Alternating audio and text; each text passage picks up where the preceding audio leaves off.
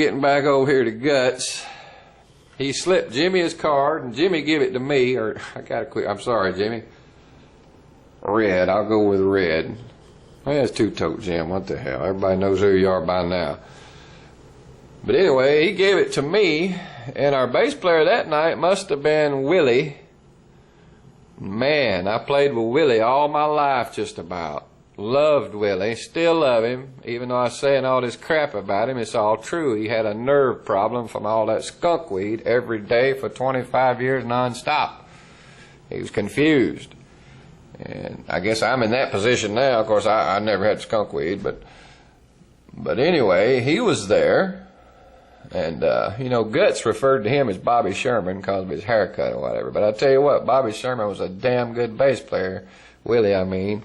His inspiration was Paul McCartney, and that's who he sounded like. And that's who he played like, and that's who he looked like. He couldn't sing like him, but damn, it didn't matter. He could play like him, and he sounded like him, and Paul McCartney's my favorite bass player, so it was great. And I was just like a 16-year-old kid when I hooked up with Willie, and I think they was like 28 or something like that.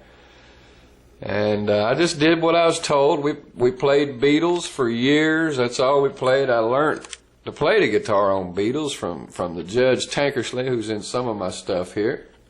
I got to stay on track about Guts here. Anyway, I was trying to... I done got so far off tracks on these drummers and bass players. That one guy, the kid, I'm trying to still remember his name. Damn. Sanders was his name. That was his first name. I guess I'll leave out his last name just to spare him. But anyway, it gets on. We wound up Guts. Guts has played with, I've had him around. He decided to play bass because we needed a bass player. Willie flopped out on me that night after that damn gig at that little sports bar. He'd been giving me problems all along. I'm not going to be playing in these basements. I'm not going to be playing these gigs. It didn't matter where it was. He wasn't going to be doing it much longer.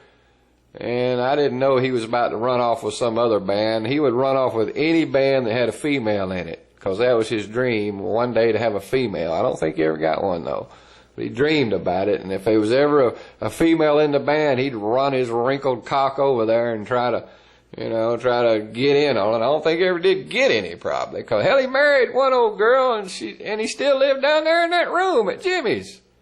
I mean, shit, if I marry a damn woman, I'm going to live with her. I'm going to try to. I'm not going to stay in my room at Jimmy's while she lives over here and pay her money. So, you know, us men are weak when it comes to pussy, especially redheads. I got a weakness for redheads, too, and she was a redhead.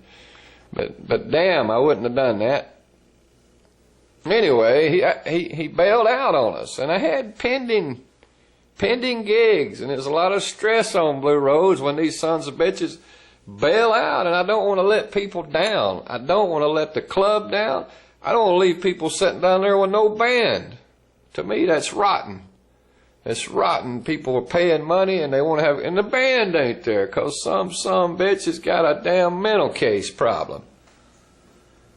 I hope to see Willie again, but I don't think I will, because we had a reunion lined up. Nuts was going to set it up. It was a Frankenstein reunion. He was going to rent a big place downtown, have a big reunion, but Willie wouldn't do it. I'm not going to say his exact words that he said, because I'm not going to get any racial stuff going on Trash Talk. But he knows what he said, and it was rotten. And at that time, Frankenstein was out of prison, and he was around, and he had a set of drums, and when the iron's hot, you strike. You know, you strike when iron's hot. But he didn't strike. It was dumb of him. It was petty. And that's because I called and cussed him out one day. Boy, this is jarring my memory. It's my fault, too, that Willie finally just totally crapped out. Because there at that time, it was close to New Year's Eve or getting there. And he had already informed me that he was not available New Year's Eve. Which I thought was shitty, because that's the big night, the big money night. Oh, you're not available. I got to find somebody. Thanks a lot, Willie. Thanks.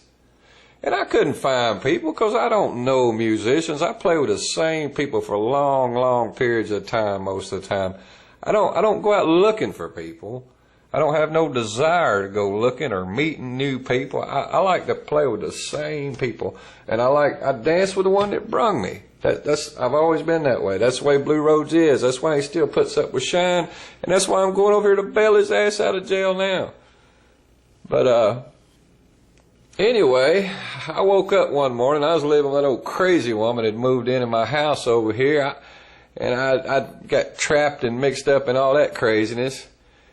Anyway, but I just woke up in one of them moods one morning, and it was another thing I shouldn't have said.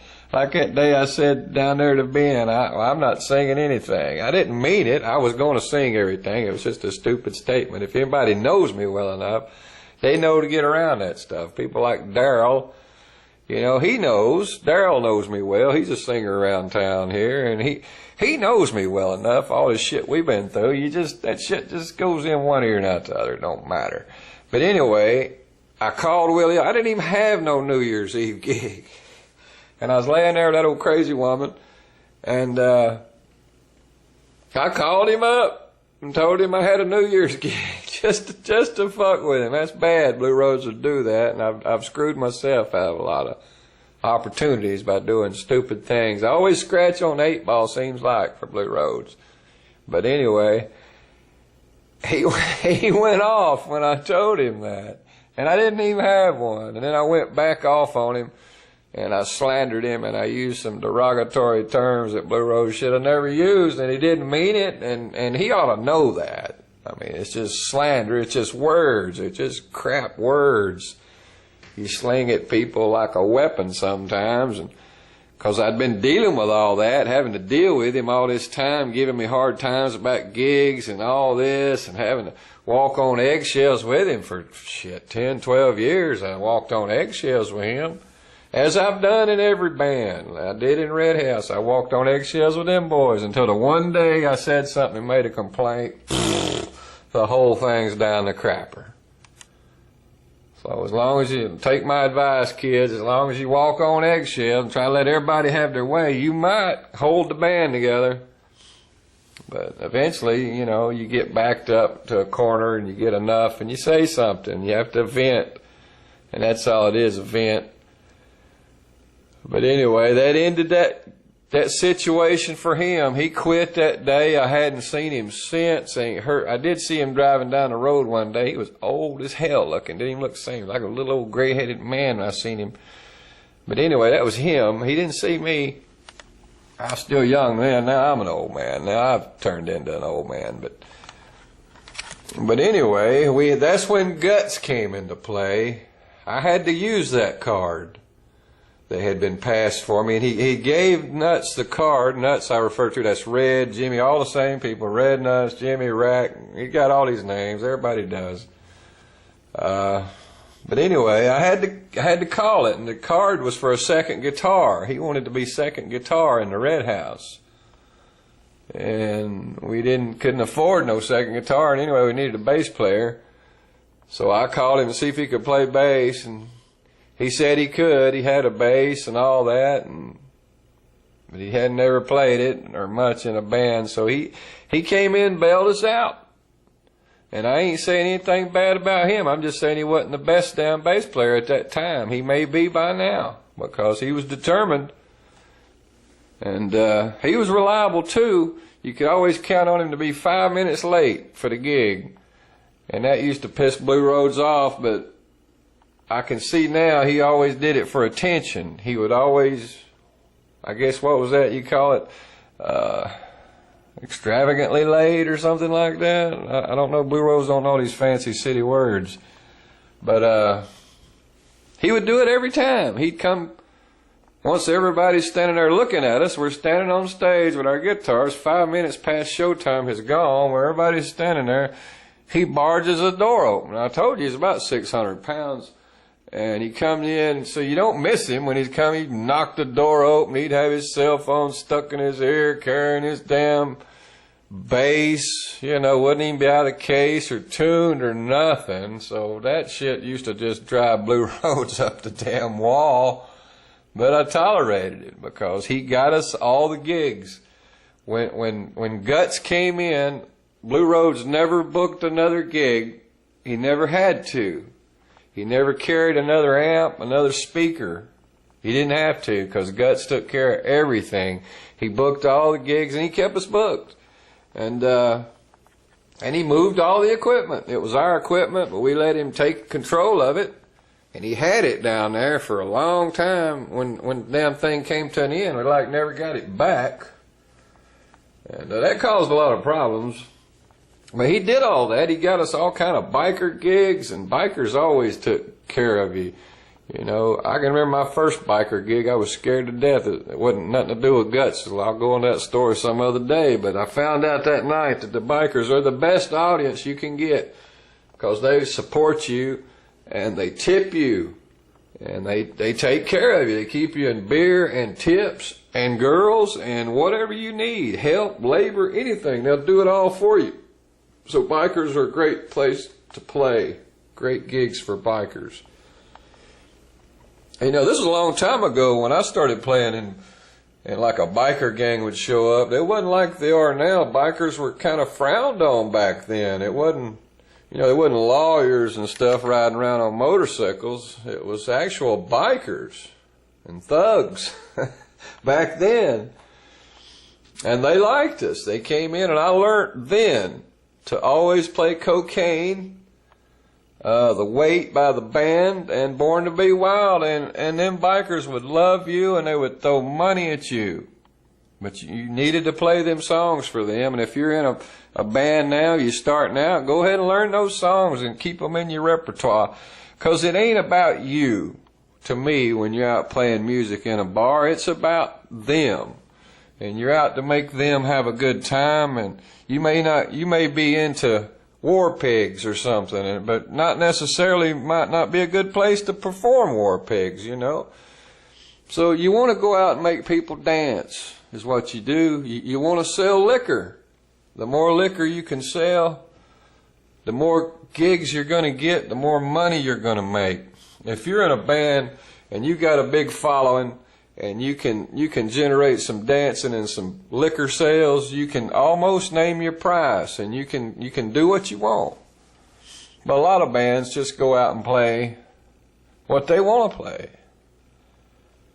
And you know, that's okay too. You got to do something for yourself, but you got to do something for the folks. They came out to have a good time. That's why they're there.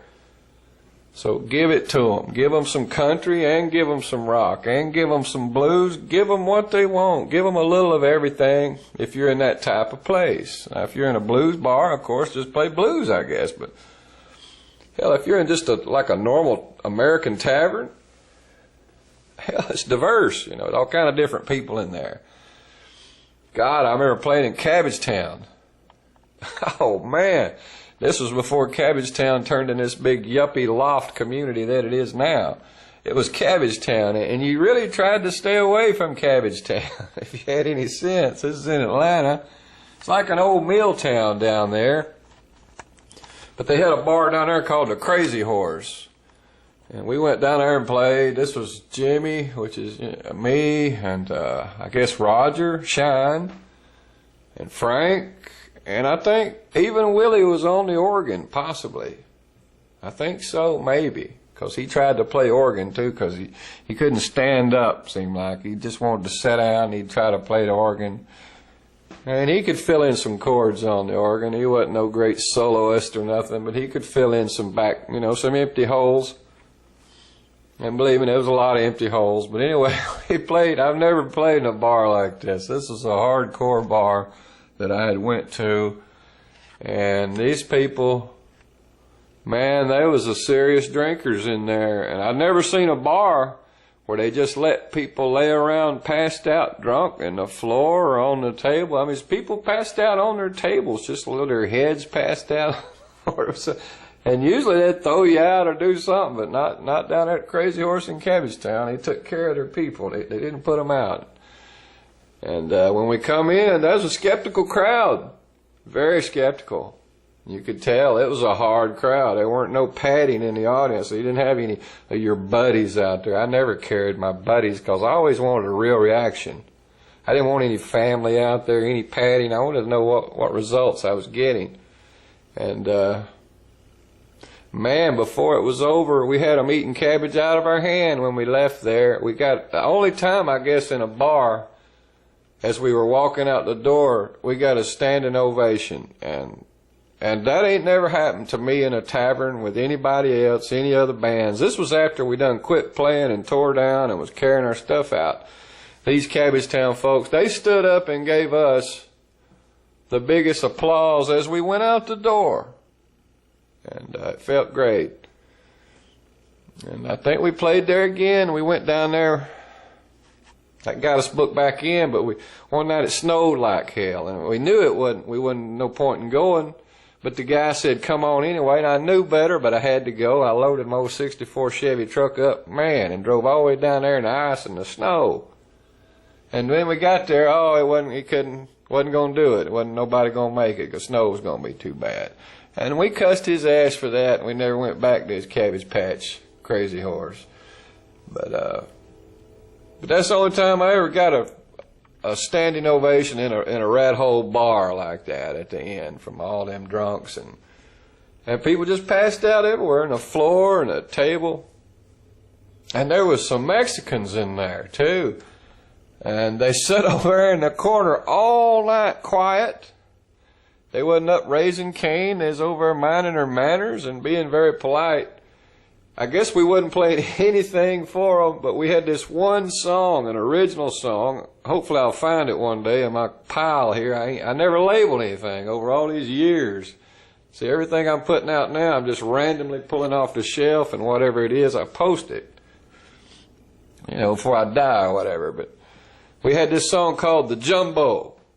It was about dancing with a big woman, a big old fat woman we called the Jumbo.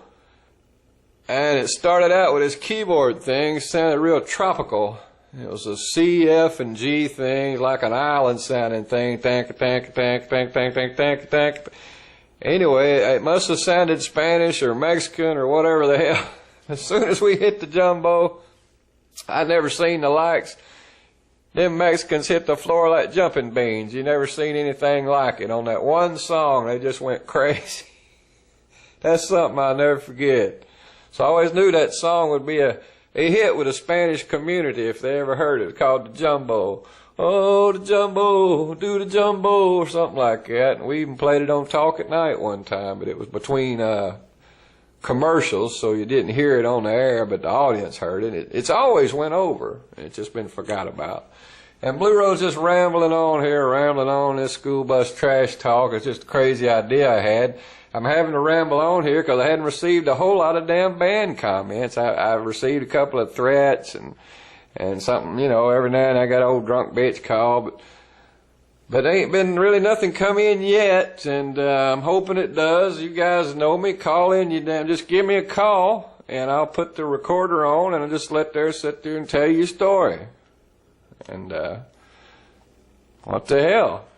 That's a way for you to get your word out without having to go through the bullshit of producing the show. Blue Roads is producing the damn thing, so all you gotta do is just call up and tell the story. And Blue Roads will go through the bullshit of moving audio around and getting it over there and on there and all that crap that's involved. Well, I just want to say thank you to all you guys. Even though I've give you hell, I still love all of you, Frank, Grandpa, and Roger Shine, and Jimmy Rednuts, and Wiggy Wilson, Steve Wilson on the bass, and the Judge, Tankersley. That's his real name, Judge, and he's the best guitar player I ever knew, best musician I ever knew, and I don't know where he's at. I can't find him. You don't contact me. I don't know why these guys are like that.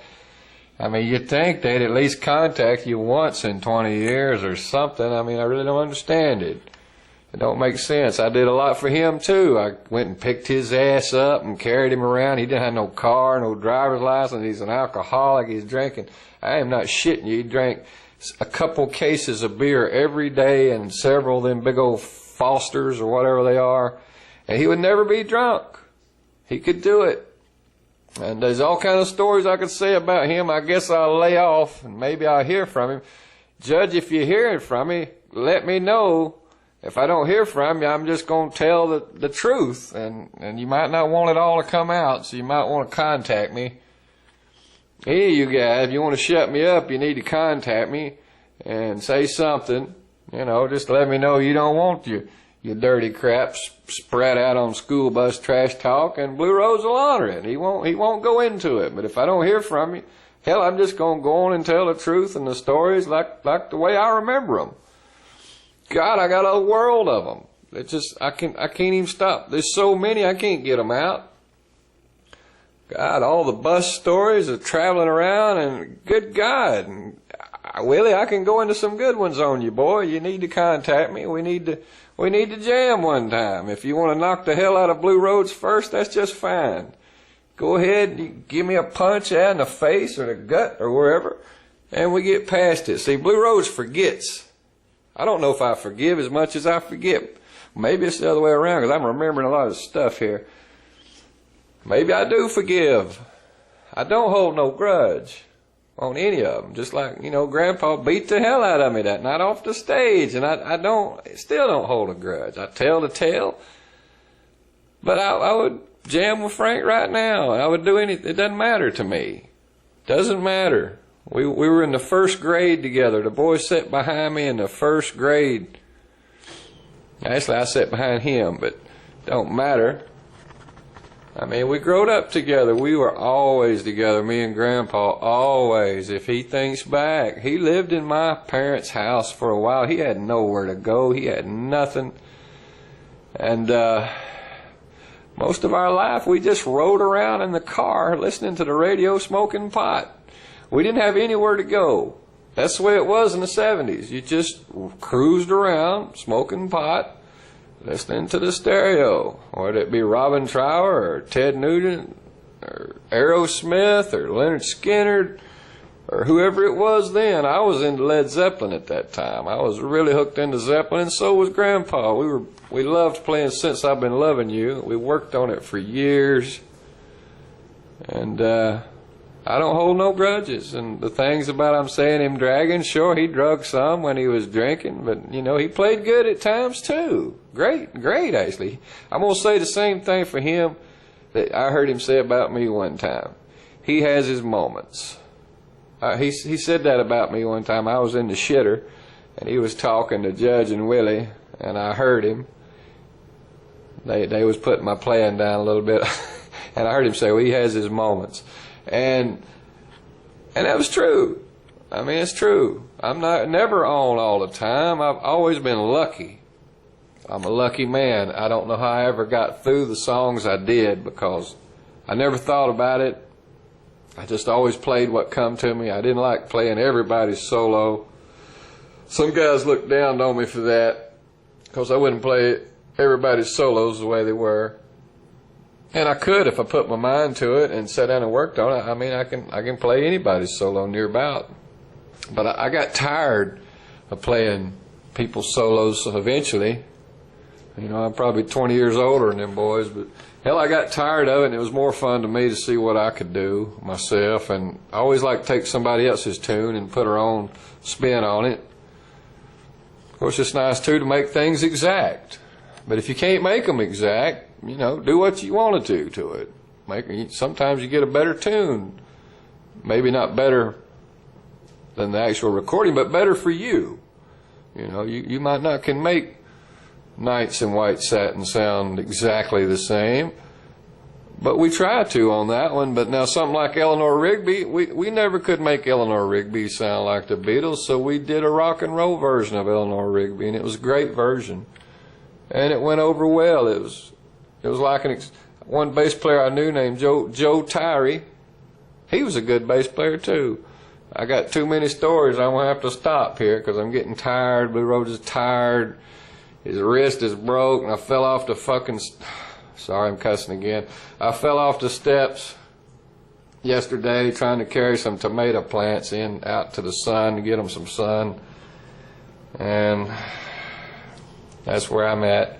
School bus trash talk. Stay tuned. This is Blue Road saying stay tuned for more 1965 Chevrolet school bus trash talk. Thank you. Hey friends, this Blue Road staying. Now I'm sounding like Shine. This Blue Road saying, stay tuned for more 1965 Chevrolet school bus trash talk. I want to thank all the good subscribers. Tow Record, Doberfag, Zig Gassed Up, SWRNC, Atlanta Mobile Prod. That's all I can think of at the time. I got a bunch more, but I can use only think of them 5 because they really support me, them 5 subscribers there.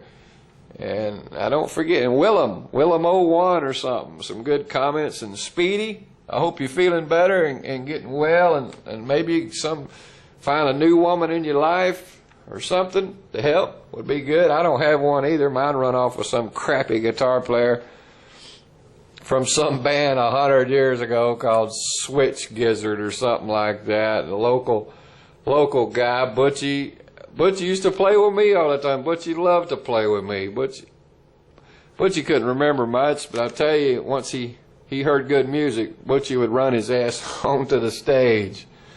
I was playing one. I got Butchie rhythm stories too here. Got a good one.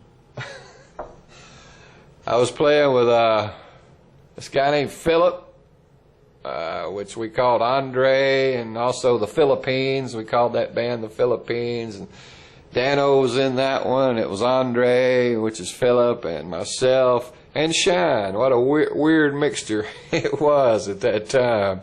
But that's what it was. We went out and played, I think, in Lilburn or someplace, the Office.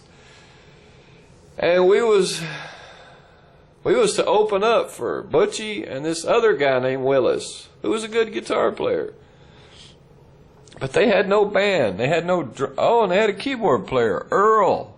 A lot of you probably know Earl, hung around the studio here, and I've had Earl playing gigs. Earl could play when you could get him off the dope long enough to show up and everything, but never had no real problems out of Earl. I liked Earl. He could do sound, and he could play the keyboards, and they had a recording studio and all that.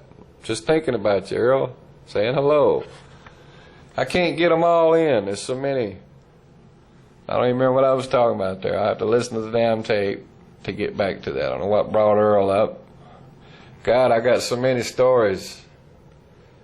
School bus trash talk, but y'all don't want to hear all my stories. I want to hear some of y'all's. Some of these guys I'm talking about, come in and voice your opinion on this, because maybe I was wrong on it. You might jar my memory and straighten me up, and you can defend yourself here if you wanted to, if you ain't scared to. So hit the roads up. It's 1965 Chevrolet school bus trash talk. This Blue Roads. Thank you.